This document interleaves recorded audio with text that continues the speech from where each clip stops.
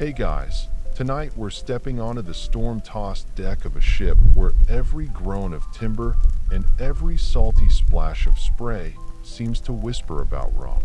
You can almost feel the boards under your bare feet, slippery with seawater, smelling faintly of tar, sweat, and something sharper, that sweet, burning aroma of fermented sugarcane.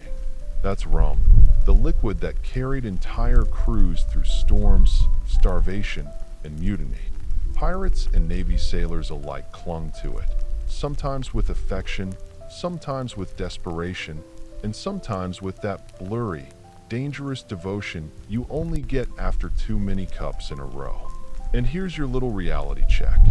You probably wouldn't last a week on this ship, not with the lice, the salt rations, and the constant threat of losing a tooth every time the rope snaps across the deck. So, before you get comfortable, take a moment to like the video and subscribe, but only if you genuinely enjoy what I do here. And hey, drop a comment with where you're watching from and what time it is. I love seeing our sleepy crew scattered across the world. Now, dim the lights, maybe turn on a fan for that soft background hum, and let's ease into tonight's journey together. The first thing you notice, standing on this ship's deck, is the ritual of the rum ration. A barrel sits lashed to the mast, its wood swollen from the damp, a simple spigot sticking out like the mouth of some thirsty beast. The quartermaster, usually a man with more scars than smiles, measures out a ladleful into each tin cup. It's not generous, but it's enough. Every sailor, no matter his rank, except the captain, who always manages to get something smoother from his private stores, waits his turn. The ration isn't a gift, it's part of the contract. You work, you risk your neck, and you get your share. Rum isn't just booze out here, it's currency.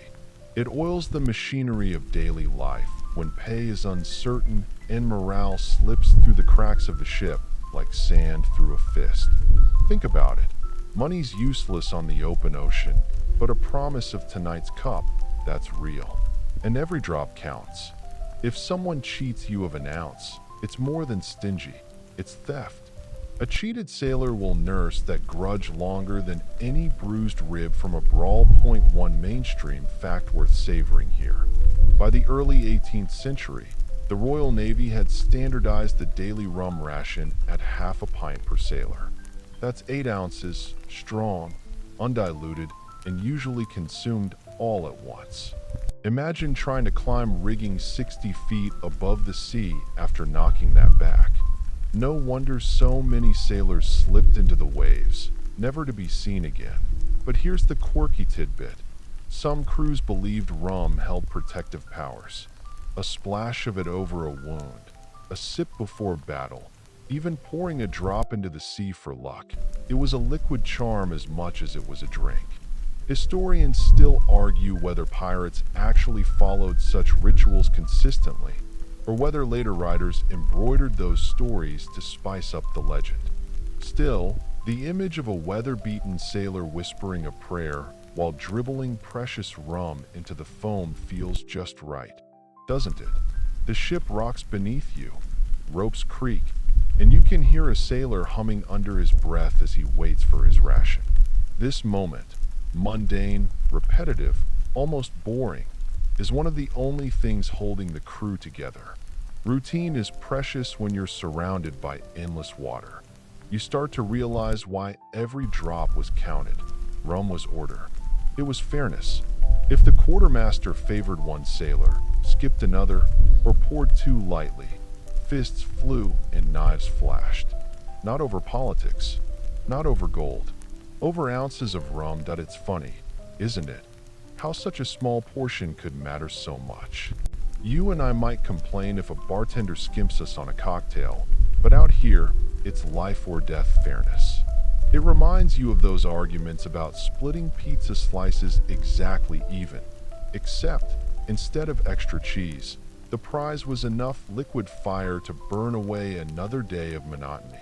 The wind rattles the sails like enormous sheets drying on a cosmic clothesline. The sailors lift their cups, some muttering toasts, others just gulping quickly to get it over with. The rum hits the back of the throat, sharp, hot, and merciless. It tastes of molasses, smoke, and wood. For some, it brings a glow. For others, it drags them toward dangerous moods. Anger, laughter, tears, sometimes all in the same hour. And in that moment, the line between camaraderie and chaos grows thin. Imagine watching from the shadows as two sailors, friends all day long, lock eyes differently after their ration. A joke turns sour, an insult feels heavier, and suddenly you've got fists swinging. The quartermaster doesn't even bother breaking it up. Tomorrow they'll be laughing again, bruises forgotten, as long as the cups are filled evenly. You glance at the horizon, gray sky, rough sea, and think about how this simple drink stitched itself into the very identity of piracy and seafaring. Without rum, maybe half these men wouldn't have signed up for the voyage in the first place. They weren't promised gold, or glory, or even safety. They were promised a ration, and that was enough. There's a kind of humor in imagining a pirate recruitment poster. Join us. Chance of drowning high, pay uncertain, scurvy inevitable. But hey, free rum. You can almost hear the enthusiastic cheers. And yet, in the hush of the evening, when the deck quiets and the last drops are swallowed, rum takes on a softer role. It's the comfort that warms a lonely sailor staring up at the stars, wondering whether he'll ever see land again. It's the lullaby in liquid form, coaxing weary muscles toward sleep. It's the thin veil between despair and endurance. You stand there, the last in line, tin cup in hand. The ladle dips, the liquid pours, and you take your sip. It burns, it soothes, it anchors you to the deck as if the ship itself were whispering. Another day survived, another tomorrow waiting. The story drifts backward, away from the salty deck and into the humid air of the Caribbean islands where rum first took its shape. You picture yourself trudging across sticky soil, the kind that clings to your boots and smells faintly of sweet grass and smoke. The horizon is green with sugarcane, endless rows taller than a man, swaying in the sun like restless soldiers. This is the birthplace of rum, the drink that would one day end up in the hands of pirates, sailors, and unlucky souls at sea. You hear the chop of machetes, the rustle of cane stalks falling, and the murmur of workers under the punishing heat. Sugar was the gold of this region, and plantations spread like a rash across the islands in the 1600s. Cane was cut, carted, and crushed to release its juice, a sticky flood that fed the world's sweet tooth. But refining sugar produced leftovers, thick black molasses that piled up in barrels and stained everything it touched. At first, nobody wanted it. Then someone realized you could ferment it. And when you distilled that, you got something stronger, rougher, and infinitely more interesting. Mainstream history fact: the first large-scale distillation of rum happened in Barbados in the mid-1600s, making the island the proud parent of this fiery spirit. It was crude at first, harsh enough to make your throat seize up, but sailors loved it because it kept better than beer and packed a stronger punch than watered wine. Now for the quirky tidbit. Early colonists sometimes called rum kill devil. Yes, literally. They believed the stuff was so fierce it could knock the devil himself off his perch. You can almost imagine a weary planter lifting a mug and muttering, "If it doesn't kill me, at least it'll kill something." Not exactly the kind of marketing line you'd see on a glossy poster, but honest in its own way. Historians still argue whether enslaved workers on these plantations were the true innovators behind early rum making, or whether the credit belongs to European overseers experimenting with leftover molasses. The truth is hazy, like most things in history, but the likelihood is that knowledge flowed from many hands, shared quietly across fields and distilleries where smoke rose day and night. You crouch by a boiling house, the air thick with the smell of caramel and burning wood. Enormous copper vats bubble like cauldrons in a witch's kitchen, steam curling around rafters. Workers stir the syrup with heavy paddles, sweat dripping, fire snapping at their heels.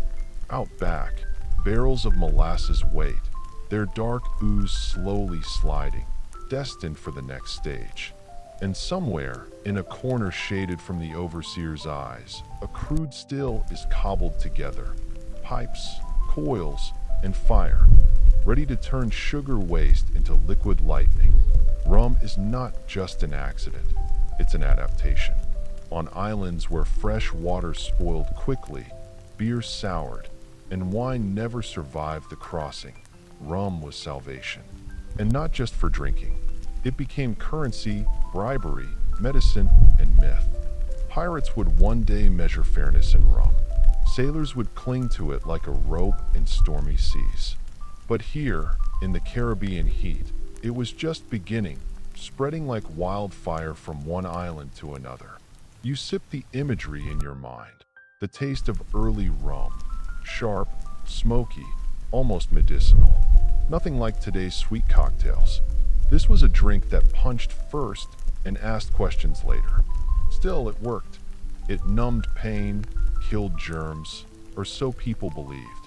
And it turned endless, back-breaking labor into something just slightly more bearable. Think about it. All because sugarcane refused to keep quiet. Its byproduct became a liquid so important that it would fuel revolutions, fund empires, and soothe the weary. You can almost hear the laughter of pirates in the distance, though they don't exist yet, not in this part of the story. For now, there's only cane, fire, molasses, and the first drops dripping into a waiting cup. There's a gentle irony here. The same plant that sweetened European tables also created the fiery drink that wrecked plenty of those same diners later. You picture a nobleman in London sipping tea with sugar cubes, blissfully unaware that thousands of miles away, men on decks were gulping a rum ration made from the very same cane. Though theirs was no genteel luxury, the fields rustle in the evening breeze. A barrel thuds shut. A distiller wipes his hands, glances at the glowing horizon, and smiles faintly. He knows what's been born here. You know it too. Rum has taken its first shaky breath, and soon it will sail far beyond these islands. And as you close your eyes for a moment, the scent of smoke and sugar fades, replaced once again by the roll of waves. The story is ready to drift forward into the ritual of daily measures, into cups and hands that will cling to each ounce as though it were gold. The deck is noisy again, ropes creaking like old bones, waves slapping the hull with a rhythm that feels almost like a drumbeat. You look around and notice something peculiar. The crew has gone quiet, almost reverent. Their eyes turn toward the barrel lashed near the mast, and a hush ripples across the ship. It's time for the daily ration, and this isn't just a drink. It's a ritual, the heartbeat of life at sea. Picture the quartermaster, his face hard as weathered oak, stepping forward with a tin ladle. He moves with deliberate slowness, dipping into the barrel, filling each cup with practiced precision. There's no room for sloppiness. Every sailor gets the same measure, not a drop more, not a drop less. You can sense how much this matters.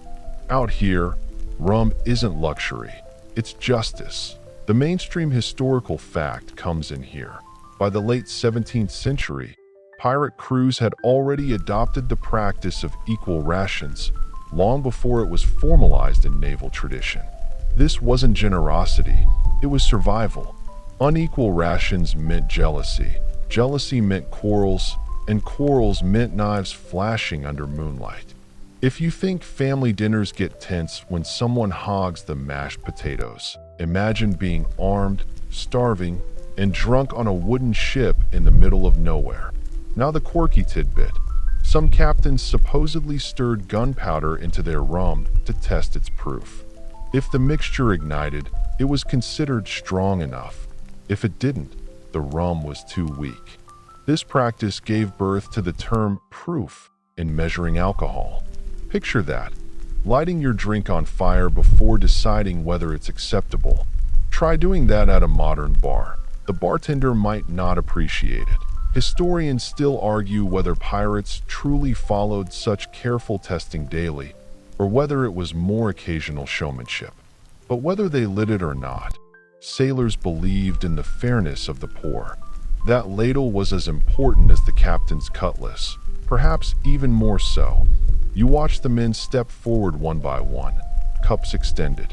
The first sip burns like hot coals rolling down the throat, but soon it warms the belly, dulls the aches, and carries with it a sense of being seen, of being counted. Each man knows he hasn't been forgotten. Each cup is a reminder.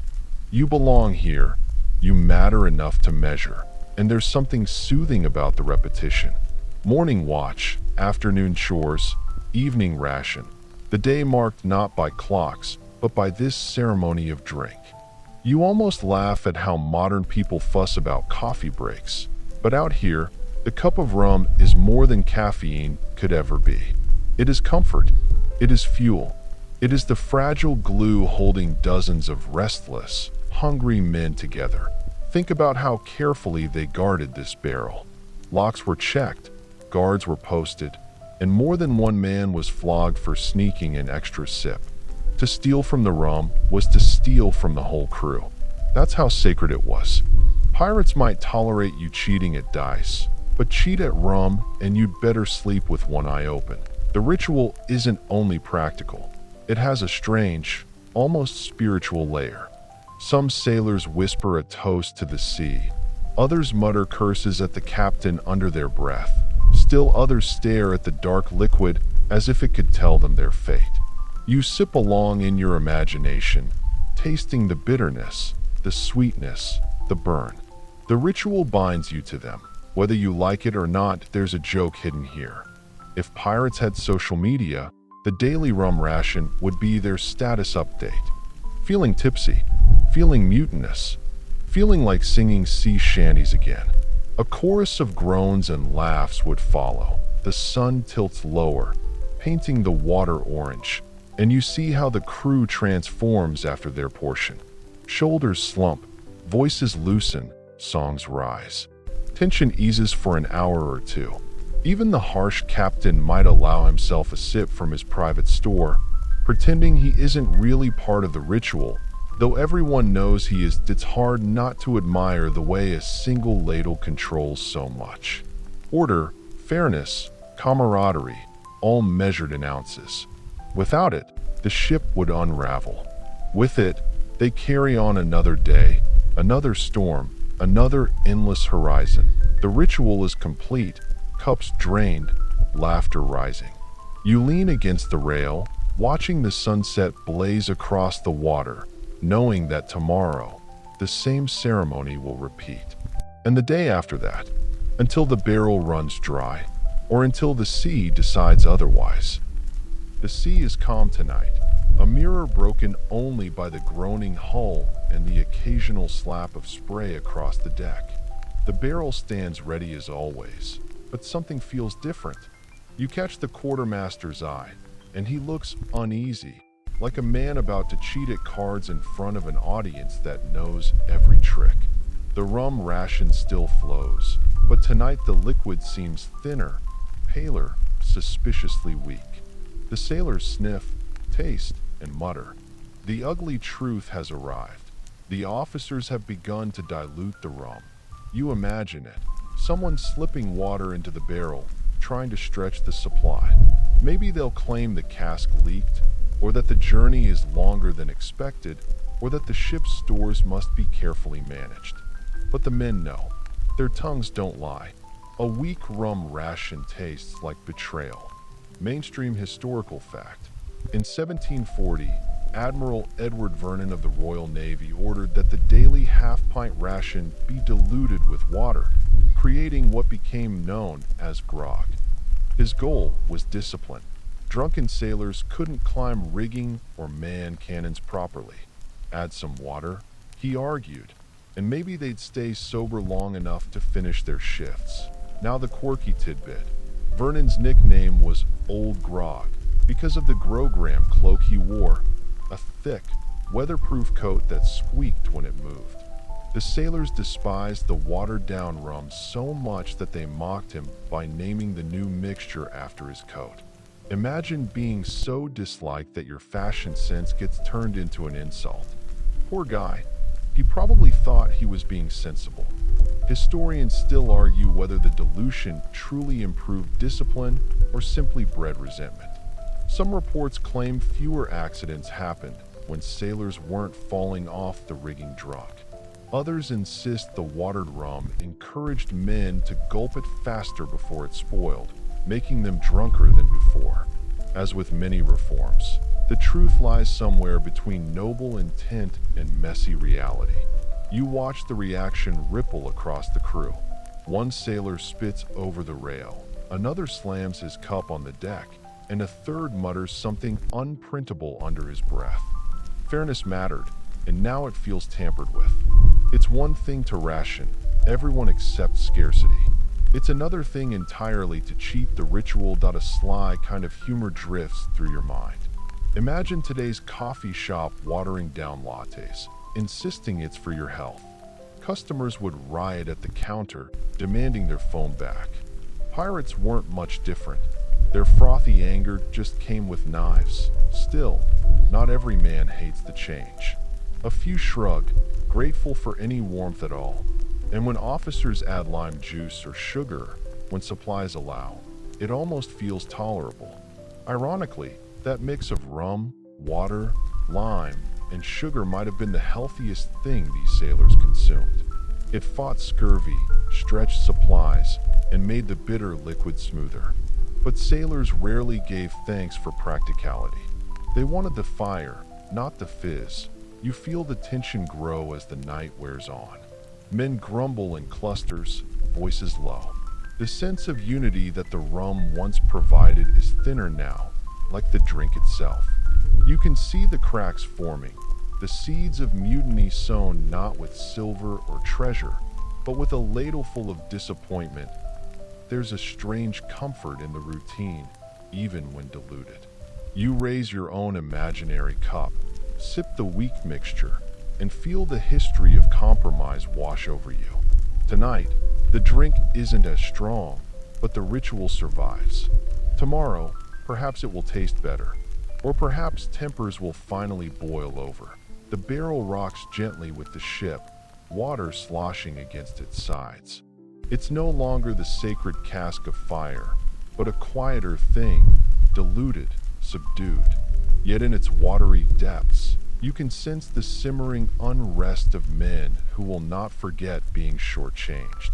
Out here, on this endless sea, even the smallest cheat tastes enormous.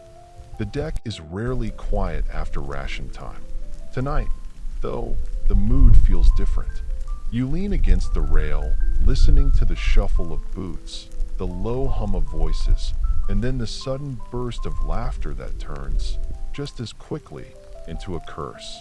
Rum loosens tongues, and rum ties knots in reason. Out here, it's always a delicate balance between courage and chaos. The mainstream fact is simple. Rum was believed to stiffen a sailor's resolve in battle. Naval records tell us that men often went into combat half drunk, the burn of alcohol masking fear and pain. To stand on a rolling deck with cannons booming, splinters flying, and enemies boarding. Yes, a little liquid fire in the belly could make you braver, or at least too reckless to notice the odds stacked against you. Now for the quirky tidbit. Some sailors swore that rum sharpened their eyesight. They'd claim they could spot a distant sail on the horizon only after a ration, as if the drink cleared the mist. You can picture a half-drunk lookout squinting, insisting it's definitely a Spanish galleon, while everyone else sees only clouds. Historians still argue whether these claims were genuine belief or just a convenient excuse to keep the rum flowing. The deck rocks underfoot as two sailors, already flushed, start singing at the top of their lungs. The tune is off-key, a shanty about a girl in Tortuga who probably never existed. The laughter spreads, lifting the gloom of ration dilution from the day before. For a moment, the crew feels unstoppable, as if the sea itself couldn't drown their cheer. But courage born of rum is fickle. By the second verse, the singers stumble into each other, and a fist swings wide. It lands, not hard, but hard enough to spark a brawl. You can't help but smirk at the absurdity. Here are men who can stare down storms, dodge cannonballs, and climb rigging in hurricane winds. Yet one misheard lyric after a cup of rum can send them into chaos. It's the eternal comedy of drink. The same cup that makes you brave enough to face death also convinces you it's a good idea to wrestle your best friend in front of the captain. And speaking of captains, some use the ration as a weapon of control. A double measure before a dangerous raid, and suddenly the men are foaming with confidence. A reduced pour after a mutinous whisper, and suddenly the threat dissolves. You can see how the balance tips with every drop. Too much rum, and the crew is too wild to obey. Too little, and the crew is too bitter to endure. The captain must tread carefully, his authority measured as much in ounces as in orders. The sea sprays your face, cool against the warmth of rum on your breath. You imagine the moments just before a boarding action. Sailors lined up, cups drained, eyes gleaming. Fear is there, of course, but it's drowned for now beneath a rush of false courage.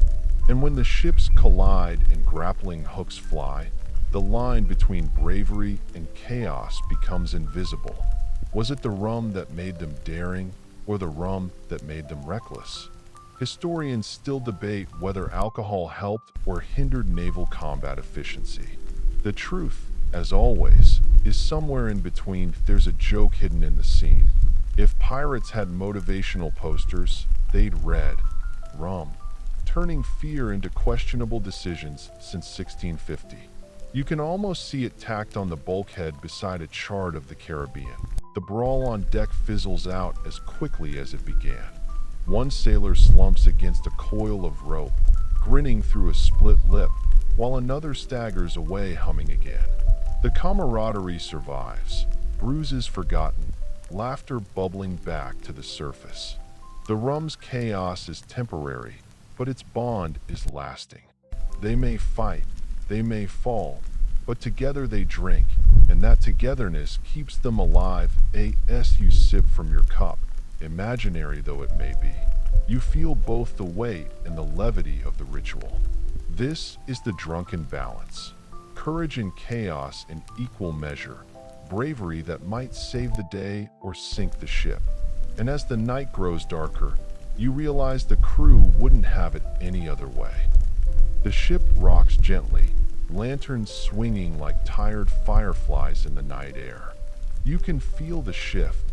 Tonight's ration has been poured, the jokes have been told, but something more serious lingers beneath the laughter.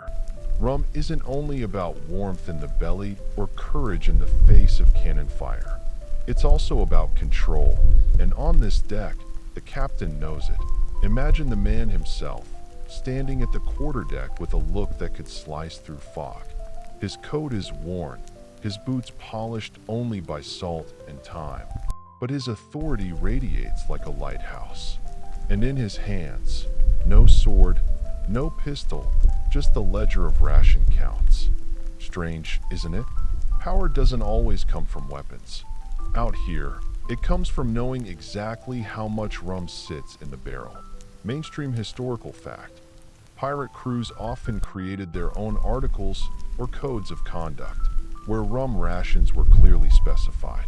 These articles, signed by every man, outlined who got what share of plunder, how injuries were compensated, and yes, how much rum was to be poured. Breaking those rules wasn't a small offense. It was a betrayal of the entire crew's trust. Now for the quirky tidbit. Some captains deliberately refused their own ration in front of the men, claiming it kept their minds sharper. Whether they actually abstained or just sipped from a private stash later is anyone's guess. But the performance mattered. A sober captain seemed disciplined, steady, a man you could trust to steer through storms and battles. Of course, there were exceptions. A few captains were notorious drunkards, leading charges with bottles in hand. Historians still argue whether those wild leaders inspired loyalty or simply burned bright before burning out. You lean closer to the scene, watching as the quartermaster makes his slow, careful pour. The captain observes, silent, his gaze sweeping the line of sailors like a schoolmaster monitoring exams. No man dares grumble too loudly tonight. They all know the rum doesn't just belong to them. It belongs to the order of the ship itself. Here's where it gets fascinating. Rum was both carrot and stick. A double ration could turn anger into loyalty overnight. A withheld ration could starve a rebellion before it began. The drink became leverage, as powerful as any speech or threat. The men might roar about freedom, about the democracy of their floating world, but they still bent beneath the captain's thumb when it came to the cup. Think about it. Modern managers hand out bonuses or cut hours. Pirate captains adjusted the ladle. You can almost imagine a boss today announcing, "Sorry folks, budget cuts. Half rations of espresso from now on." The office rebellion would be swift and merciless. The lanterns flicker as the captain finally descends from his perch. He takes the cup offered to him, not larger than the rest, not smaller, just equal. A performance, again, for the sake of appearances. The crew watches closely. Fairness isn't just expected, it's demanded. And even the captain, with all his authority, must bow to that unspoken law. But authority seeps back in other ways. If a man disobeys orders, he might be denied his portion. If whispers of mutiny grow too loud, the captain might water the rations, blaming shortage until tempers cool. You see now how control drips as slowly and deliberately as the rum itself. Historians still debate whether rum truly stabilized crews or simply postponed inevitable conflict. Some argue that the ritual of equal sharing created a sense of unity stronger than chains ever could. Others say the drink merely masked tension, a flimsy patch that eventually tore. You can decide for yourself, standing here in the glow of lantern light, watching the weary men cradle their cups as though they were holding the very soul of the voyage. That a light joke floats to mind. If pirates had employee reviews, the captain's note would read, strengths, swordsmanship, navigation, intimidation. Weakness, sometimes waters down rum. And you know which flaw the crew would take most seriously. The night deepens, and the last drops are swallowed. The ledger closes with a snap, the barrel lid sealed until tomorrow. The captain returns to his post. The quartermaster coils ropes with methodical patience, and the men drift into songs and snores. Control has been maintained tonight, but you can sense the fragile balance. On the sea, power isn't permanent. It sloshes in barrels, it pours into cups, it lingers at the bottom of tin mugs. And tomorrow, it will have to be measured all over again. The deck stirs before dawn, hammocks swaying, men yawning, gulls calling in the distance. You drag yourself upright, squinting at the pale horizon. Another day, another storm waiting to happen. But unlike the rigid hierarchy of naval ships, here among pirates, there's something unusual in the salty air. Democracy. Yes, democracy on a creaking wooden vessel bristling with cannons. It may not be the kind of democracy you learned in civics class, but it's real enough. Out here, men vote, not on laws or taxes, but on matters that cut straight to their survival. They elect their captain, choose their quartermaster, and even settle disputes with ballots instead of blades. And at the heart of this floating parliament lies rum. Mainstream historical fact, pirate articles, The written codes every man signed before a voyage explicitly laid out how rations were distributed. Equal shares of food, plunder, and rum were guaranteed. Even the captain couldn't claim more without the crew's approval. If he tried, he'd be reminded in very sharp terms that his authority depended on their consent. Now the quirky tidbit. On some ships, men even voted on who would pour the ration. The quartermaster's role wasn't just bookkeeping, it was sacred trust. If sailors suspected him of skimming the barrel, they could vote him out and elect another. Imagine a workplace today where employees could vote out the office coffee maker operator. It sounds absurd, but for pirates, it was deadly serious. Historians still argue whether this democracy was genuine equality or just a pragmatic way to prevent mutiny. Was it idealism at sea, or simply the realization that a content crew fought harder and stole better? Whatever the motive, the practice was unusual for its time. In an age when most men had no political voice on land, here on the rolling ocean, they found one at the bottom of a cup. You picture the scene. The men gathered on deck, hats askew, hair wild from the wind. A barrel sits at the center, and around it, the crew debates. Should the ration be poured now, or after the sails are trimmed? Should it be neat, or watered slightly to last the week? Voices rise, fists wave, and yet decisions are made by majority. They bicker, they argue, and finally, they agree, or at least enough of them do to keep order. The rum is poured, and peace holds. The air smells of salt and molasses, sweat and smoke. One sailor mutters, "Let's elect someone else next time. He pours too slow." Another counters, "Better slow than short." The rest laugh, the tension dissolving. You realize this ritual is more than fairness, it's participation. Every man has a say, and that say tastes like rum that it's tempting to romanticize this pirate democracy as a utopia afloat. But the truth is messier. Votes could be swayed by threats, bribes, or charisma. A popular sailor might win pouring duty even if he wasn't trustworthy. And sometimes, the democracy broke down entirely, replaced by the loudest fist. Still, compared to the brutal discipline of Navy ships, where a lash was more common than a ladle, this system felt revolutionary. There's humor here too. Imagine a pirate crew holding a formal vote over breakfast. All in favor of rum before chores. Raise your mugs. A unanimous roar would follow, and the motion would pass without debate. Democracy, pirate style. The captain, of course, tolerated all this voting only up to a point. His authority came with strings, and if he pushed too hard, the men could cut those strings in an instant. But when the rum was poured fairly, loyalty stayed strong. Men fought for leaders they'd chosen themselves. They trusted the hand that held the ladle because they had placed it there. The barrel gleams in the lantern light as the last measure is given. The crew raises their cups together, a ragged but sincere toast. For all their quarrels and schemes, in this moment, they're united. Rum doesn't just dull the senses. It sharpens the bonds of fragile democracy. As you sip along in imagination, you realize something profound. Out here, fairness isn't preached from pulpits or declared in parliaments. It's measured, one ladle at a time.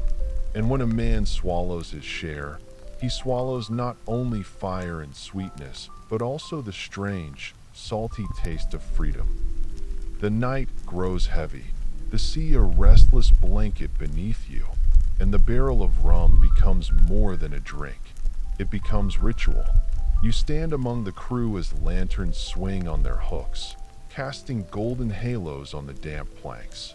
Every man clutches his tin cup, waiting. The quartermaster dips the ladle slowly, deliberately, making sure every eye sees the measure. This isn't just alcohol being poured, it's trust made visible. Mainstream historical fact. Rationing wasn't arbitrary. The Royal Navy, merchant ships, and pirate vessels all followed schedules for issuing grog or neat rum. Pirates adopted these systems, but stripped away the rigid hierarchy. Instead of an officer barking orders, the crew often insisted on seeing the ration given equally. They knew too well how quickly resentment could fester if a single man felt cheated. And here's the quirky tidbit. Some ships required that the ladle be struck on the rim of the barrel with each dip, producing a hollow clunk. Why? To prove the scoop was full and no trickery lurked in the shadows. It was a sound of reassurance, the maritime equivalent of a cashier's register ding. You imagine drowsy sailors listening to those clunks like bedtime bells, each one promising fairness in liquid form. Historians still argue whether such rituals were superstition or strategy. Did the crew believe the sound warded off bad luck? Or was it simply a practical safeguard against human greed? Perhaps it was both. Out at sea, the line between ritual and necessity blurred as easily as rum into water. The ceremony continues, the first cup handed to the captain, a reminder of respect, but then quickly to the crew. No glass is fuller, none thinner. The man pouring wipes his hands nervously, for he knows the stakes. Pour too generously, and the ration runs short before landfall. Pour too thin, and suspicion brews faster than storm clouds. You sense the tension, the weight of expectation with every ladle. As each man drinks, the mood shifts.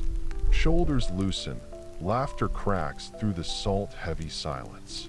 Someone hums a sea shanty, off-key but charming. A joke about the cook's questionable stew gets passed around like contraband, and even the sternest sailor chuckles. The rum has done its work, not only warming bellies, but also binding spirits. But there's more than camaraderie here. These nightly rituals anchor the crew to routine, a rhythm as steady as the tides. In a life of chaos and uncertainty, storms, raids, the ever-looming threat of capture. This small ceremony is predictable. It tells the men, for tonight at least, the world still makes sense. You imagine yourself lifting the cup. The liquid burns, sweet and sharp. Your throat tightens, then relaxes. Around you, faces blur into a glow of companionship. No one cares about past crimes or future fears. In this moment, you belong. Yet the ritual isn't free from flaws. Sometimes men grumbled that the measure seemed light. Accusations flew, voices rose, and knives weren't far behind. To settle such disputes, another ritual might follow, remeasuring the ladle in plain sight. A kind of maritime courtroom, with rum as both evidence and verdict. Think of it this way. While kings and parliaments argued over distant laws, pirates solved their disputes with liquid democracy. One ladle, one cup, one man, equal in the eyes of rum. The lantern sputters, shadows dance, and the final cup is drained. A salty breeze slides across the deck, and men roll into their hammocks, still chuckling, still singing, the sweet haze of rum wrapping them like a blanket. You hear the last hollow clunk of the ladle echo in the barrel, a lullaby of fairness. And as your eyelids grow heavy, you realize that in these strange rituals, survival and humanity intertwine. The morning after a feast at sea is rarely gentle. You rise from your hammock to the sour mix of spilled rum and roasted meat still clinging to the planks, your tongue dry as rope, your head thudding with each roll of the waves. Pirates like to claim they were immune to hangovers, but even the toughest sailor couldn't outdrink the laws of nature. Here's your mainstream historical fact. Sailors genuinely believed rum had medicinal properties. It was used to clean wounds, soothe sore throats, and even as a preventative against scurvy before citrus became common on ships. Doctors of the Royal Navy, pressed by the limits of their time, often prescribed a tot of rum as cure for everything from fever to melancholy. The quirky tidbit? Some crews mixed gunpowder with rum and drank it, believing it gave extra courage before battle. You can imagine the faces, smoke still clinging to the barrels, sailors swigging fiery cocktails that probably burned worse than the enemy's cannon fire. But historians still argue whether rum's supposed health benefits helped or harmed sailors. On one hand, diluted rum was safer than stagnant water. On the other, long-term drinking damaged livers, weakened judgment, and led to dangerous dependence. Was it medicine, poison, or both? The debate lingers like last night's hangover. You shuffle across the deck, squinting at the horizon while others groan in hammocks. A wiry sailor insists his headache is proof the rum worked, because pain means it killed the bad spirits. Another rubs his temples, muttering that he's dying and begging for just one more drink to steady his hands. You smile at the irony. The cure and the curse were poured from the same barrel. Of course, rum wasn't the only so-called medicine on board. Vinegar rinses, salted meat, even concoctions of herbs stored in tiny pouches made their way into sailors' mouths. But rum was the favorite, because it dulled pain and made time at sea feel shorter. The world was harsher then, and if a gulp of liquid fire helped you survive another storm or another fight, it was worth the price. As you sip water, warm, flat, slightly briny, you almost envy the men still swaying with yesterday's joy. They believe their rum keeps them strong, even when their teeth fall out and their hands shake. Faith in the barrel is stronger than reason, and in its own strange way, that faith keeps them alive. By now, you've seen rum serve as ration, medicine, and celebration, but it's also a tool of negotiation. Picture yourself leaning against a weather-worn barrel, listening as two sailors argue over who deserves the better hammock spot. Instead of fists, they settle the dispute with cups of rum. Whoever gulps fastest, or whoever pours the larger share, wins the quarrel. It's crude diplomacy, but on the open sea, crude works. Here's your mainstream historical fact. Rum was frequently used as payment. Pirates and privateers alike often compensated crews with alcohol when coins were scarce. For sailors who hadn't seen proper wages in months, a tot of rum was as valuable as silver. Some captains even structured their pay system around it. Work for your share of the barrel. And the quirky tidbit? There are records of pirates promising entire barrels to captured prisoners if they joined their ranks. Imagine the pitch. Risk hanging at the gallows. But hey, unlimited rum. For some, that was a surprisingly convincing contract. Historians still argue whether rum created cohesion or chaos. Did it smooth tensions by giving everyone equal shares, or inflame them by stoking drunken disputes? You can find accounts of both, a crew united in song one night, then splitting knives over who emptied the barrel faster the next. Tonight, you notice negotiations playing out again. A sailor owes another for lost ice. Rather than gold, he pays in half a cup, carefully measured. Another persuades the cook to sneak him extra salted pork, sweetening the deal with a private sip. Even the quartermaster, keeper of discipline, sometimes softens punishments in exchange for a promise of tomorrow's pour. Rum, in other words, is currency. A sip can buy forgiveness. A barrel can buy loyalty. And sometimes, just sometimes, a single drop can buy silence. A secret kept, a betrayal delayed, a mutiny postponed. On these waters, you learn quickly. The clink of a cup speaks louder than the jingle of coins. By now, you've seen rum serve as ration, medicine, and celebration, but it's also a tool of negotiation. Picture yourself leaning against a weather-worn barrel, listening as two sailors argue over who deserves the better hammock spot. Instead of fists, they settle the dispute with cups of rum. Whoever gulps fastest, or whoever pours the larger share, wins the quarrel. It's crude diplomacy, But on the open sea, crude works that here's your mainstream historical fact. Rum was frequently used as payment. Pirates and privateers alike often compensated crews with alcohol when coins were scarce. For sailors who hadn't seen proper wages in months, a tot of rum was as valuable as silver. Some captains even structured their pay system around it. Work for your share of the barrel. And the quirky tidbit? There are records of pirates promising entire barrels to captured prisoners if they joined their ranks. Imagine the pitch. Risk hanging at the gallows. But hey, unlimited rum.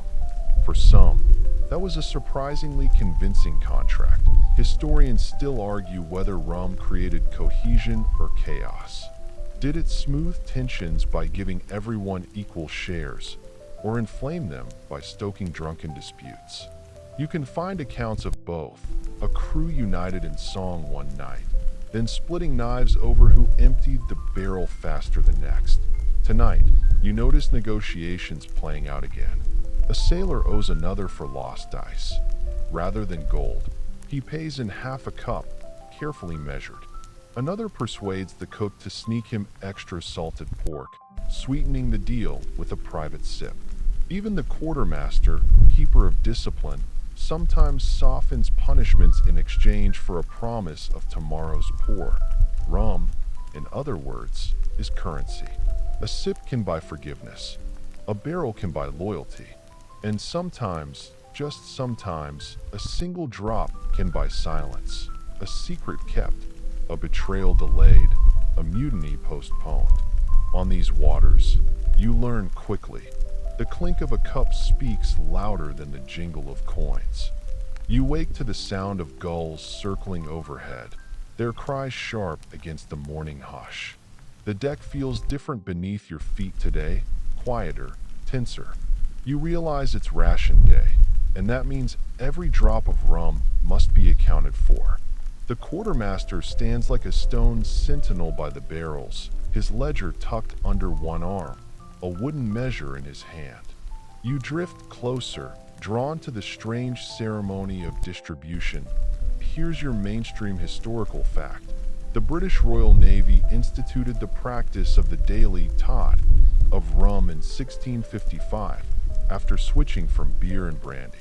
The ration was precise, half a pint per sailor, diluted with water to make grog. That word would echo across centuries. But to the men receiving it, the pour was less about tradition and more about survival. The quirky tidbit? Some pirates carved tiny notches into their cups so they could check whether the quartermaster poured fairly. A shallow measure was an insult worth fighting over, sometimes more than stolen gold. After all, a man could live without treasure, but to be cheated of rum was a personal affront. Historians still argue whether the strict rationing kept discipline or bred resentment. On one hand, fairness in the daily tot gave crews confidence their leaders weren't stealing. On the other, every sailor dreamed of accidentally spilling a little extra into his mouth, and any hint of favoritism could spark mutiny. You watch now as each sailor steps forward. The measure dips, the liquid splashes, the cup passes hand to hand. The ritual feels almost holy. This isn't mere drinking, it's communion. One man raises his cup high, thanking the sea gods. Another downs his in a single gulp, smacking his lips like a judge passing sentence. When your turn comes, you hold the cup carefully, as if it holds more than liquid. The rum burns down your throat, harsh and hot, yet strangely comforting.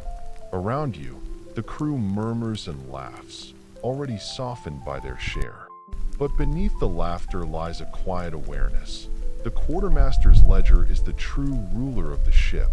Rum is freedom, yes, but it's also order, measured in wooden cups and written in ink.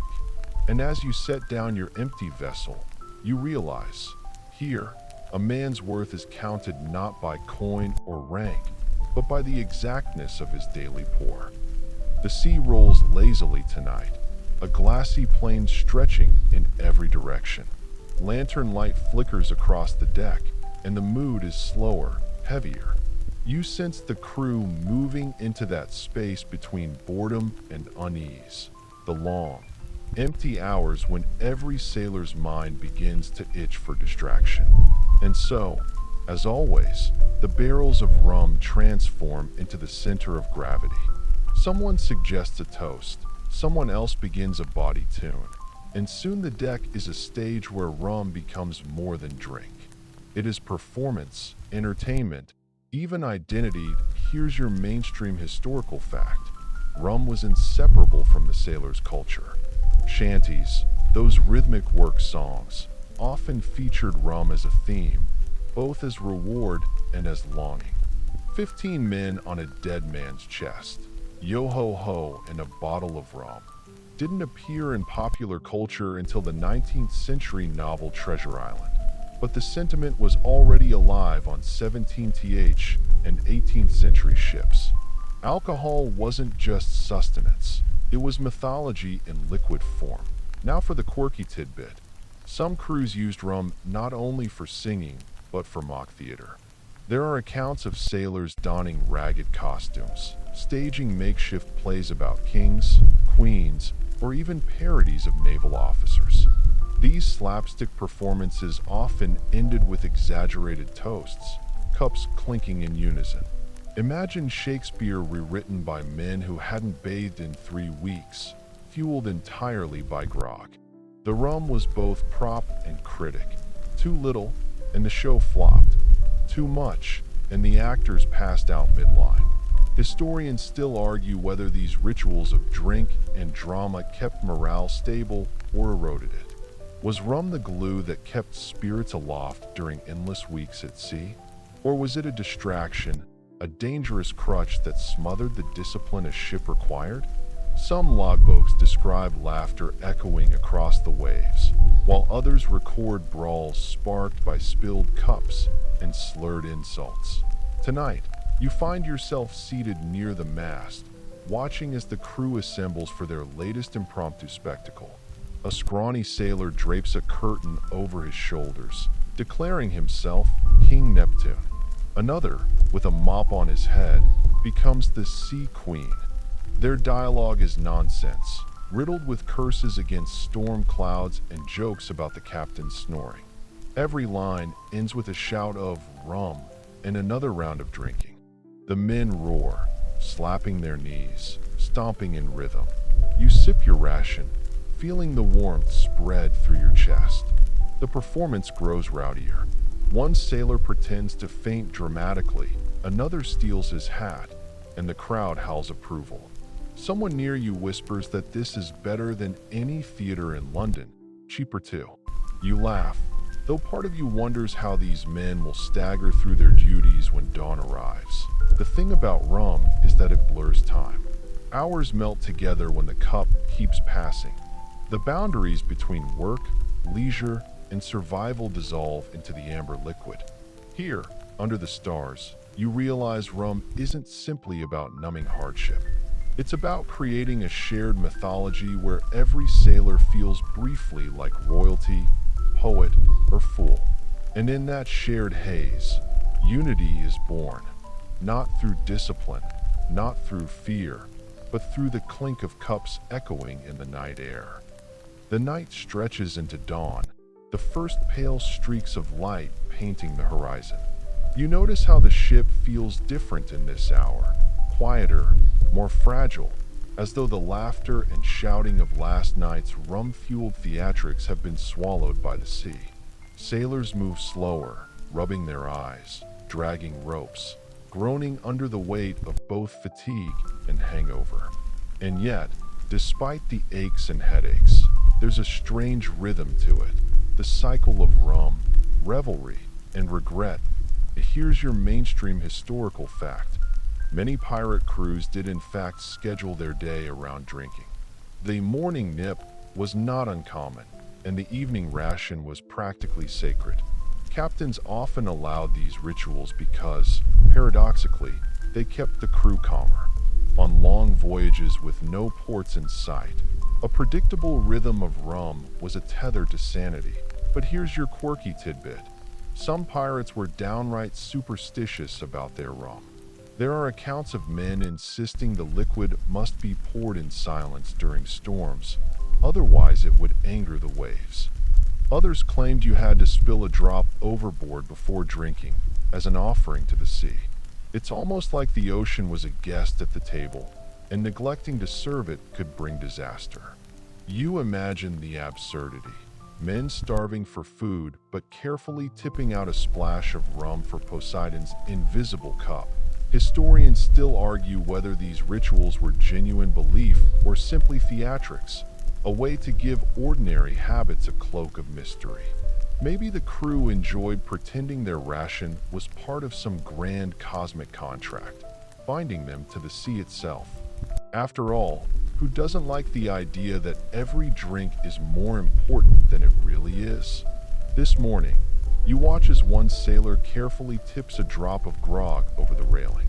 He mutters something, barely audible, maybe a prayer, maybe nonsense, and then downs the rest.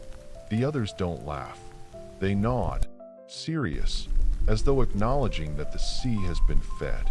Then, as though a switch has flipped, they return to their usual chatter. The moment of reverence lost in the shuffled IT strikes you how easily the crew shifts between mockery and solemnity, between joke and ritual. Rum is the bridge. Last night, it was theater and comedy. This morning, it's religion. By evening, it might be medicine or rebellion. The liquid changes masks as often as the sailors do. You take your own cup, feeling the bite of the watered-down spirit, and wonder if you should tip a drop to the waves, just in case. After all, you've made it this far, and it might be unwise to tempt the invisible forces watching from below. And besides, between you and me, you can afford to spill a little. There will always be another ration waiting, another excuse to lift your cup beneath the endless sky. The sea breathes around you like a sleeping giant, waves rolling and sighing against the wooden hull. The sky is soft with evening haze, colors melting from gold to violet. You lean on the railing, cup in hand, and realize that this might be the last ration of rum you'll share with this crew. There's a hush now, a quieter mood, as though the pirates know they've drained nearly every drop, and what remains must be savored with a kind of reverence. Your mainstream historical fact here. By the mid-18th century, rum had become so entrenched in seafaring life that it was written into naval regulations. Every sailor, not just pirates, expected his ration. For many, it was considered more reliable than fresh water, since alcohol resisted spoilage and masked the taste of brackish barrels. The quirky tidbit slips in. Some pirates believed that the last cask of rum carried omens. If it went dry on a stormy day, it meant doom. If it emptied during calm seas, fortune smiled. A few captains even staged the final pouring as a ceremony, holding up the cask and letting the last drop spatter onto the deck like rain. Proof that nothing lasts forever. Historians still argue whether such rituals were genuine tradition or simply stories embroidered by later writers to make piracy more theatrical. Perhaps the truth lies somewhere between. Men far from home, desperate for meaning, choosing to invest ordinary moments with a sense of fate. Tonight, you sip slowly. The rum tastes harsher than usual, almost metallic, but that might be because you know it's nearly gone. The men sit in a loose circle, not laughing as loudly as before, their voices softer, words drifting into the sea air. It feels like a lullaby, and you catch yourself swaying with the rhythm, eyes heavy. And here, in this drowsy quiet, you realize why pirates counted every drop. It wasn't just greed or thirst. It was because rum carried time itself. Each measure marked the day, soothed the night, and promised one more dawn. Without it, the hours would blur into endless ocean. With it, there was structure, comfort, even illusion. You hear the splash of a final drop tipped overboard, an offering, a farewell, and then the circle falls silent. The night deepens, the waves rock the ship, and your mind drifts, heavy with story, heavy with rum. You close your eyes, letting the sea carry you where it will. And now, as the tale draws to a close, let your breathing match the slow rhythm of the waves. In and out, each breath softer than the last. The ship fades into shadow, the pirates become silhouettes, and the rum is just a memory swirling in the glass that you're no longer on the deck. You're drifting in your own calm sea of thought. The creak of wood, the murmur of sailors, the salt of the ocean, all of it dissolves into the background. What remains is stillness, like the hush after laughter, or the pause before dawn. Let yourself imagine a horizon without end, water stretching smooth and unbroken, sky melting into sea. No storms, no shouting, no counting of drops, just you and the quiet. Even the smallest sounds soften, like whispers wrapped in cotton. As you settle into that hush, know that you're safe here. Every wave rocks you deeper. Every sigh of the wind tucks you in. You don't need to count anything anymore. Not days, not hours, not measures of rum. Time itself loosens its grip, leaving you free to drift, free to rest. Let go now. Let your body sink into the bed as though it's a hammock strung gently above the sea. Let your thoughts become lighter, like foam on the waves, floating away one by one. And as you finally surrender to sleep, carry with you the gentle truth the pirates knew. Even the smallest drop can hold a whole world. You've heard their stories, walked their decks, tasted their rum, and now you can close your eyes, safe and calm, as the ocean cradles you in dreams.